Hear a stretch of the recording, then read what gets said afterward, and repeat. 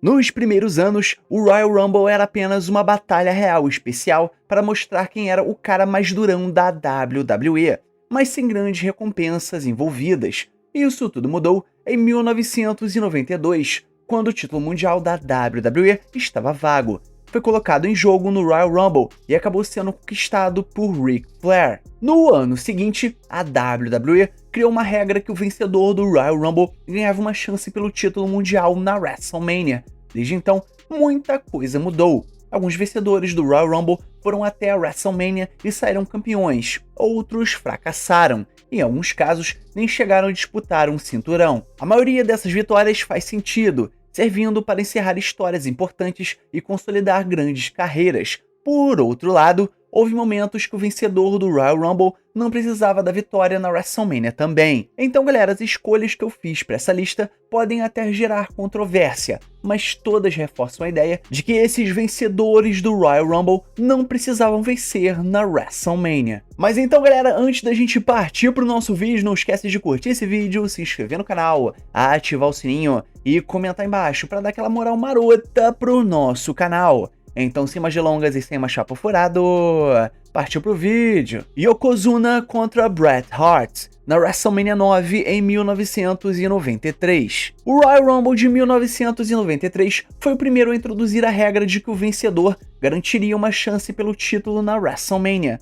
Em meio a um ringue lotado de estrelas, Yokozuna saiu vencedor após uma eliminação muito estranha de Randy Savage. Na WrestleMania 9, ele chegou a derrotar Bret Hart e conquistar o cinturão da WWE, mas perdeu o cinturão para Hulk Hogan apenas 2 minutos depois.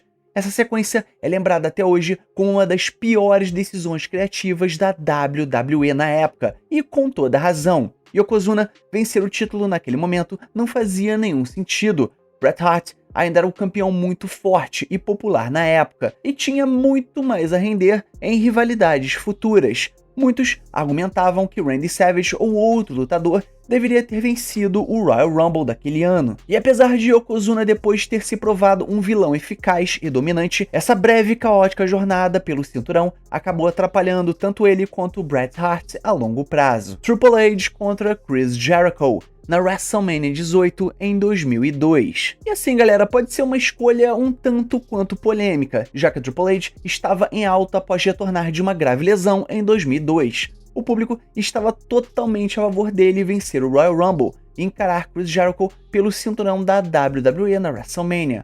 O problema é que a rivalidade acabou sendo ofuscada por um drama de novela, com Stephanie McMahon se aliando a Chris Jericho, o que acabou desviando o foco da história principal. A luta em si foi boa, e Triple H acabou vencendo o título, mas será que ele realmente precisava ter vencido? Os fãs esperavam anos para ver Chris Jericho ter o seu grande momento, e ele ainda tinha muito potencial como campeão. A WWE já havia mostrado que um vilão saindo da WrestleMania com o cinturão poderia funcionar. O próprio Triple H já tinha feito isso 2 anos antes. E ter Chris Jericho trapaceando para vencer e manter o título seria um grande choque e daria ainda mais força ao seu personagem. Triple H poderia muito bem ter conquistado o cinturão no pay-per-view seguinte, enquanto Jericho finalmente teria o seu momento épico na WrestleMania que tanto merecia. Sheamus contra Daniel Bryan, na WrestleMania 28 em 2012. A vitória de Sheamus no Royal Rumble de 2012 pegou muita gente de surpresa. Havia uma certa expectativa sobre qual cinturão ele escolheria para disputar, e no final das contas, ele decidiu desafiar Daniel Bryan pelo cinturão mundial dos pesos pesados.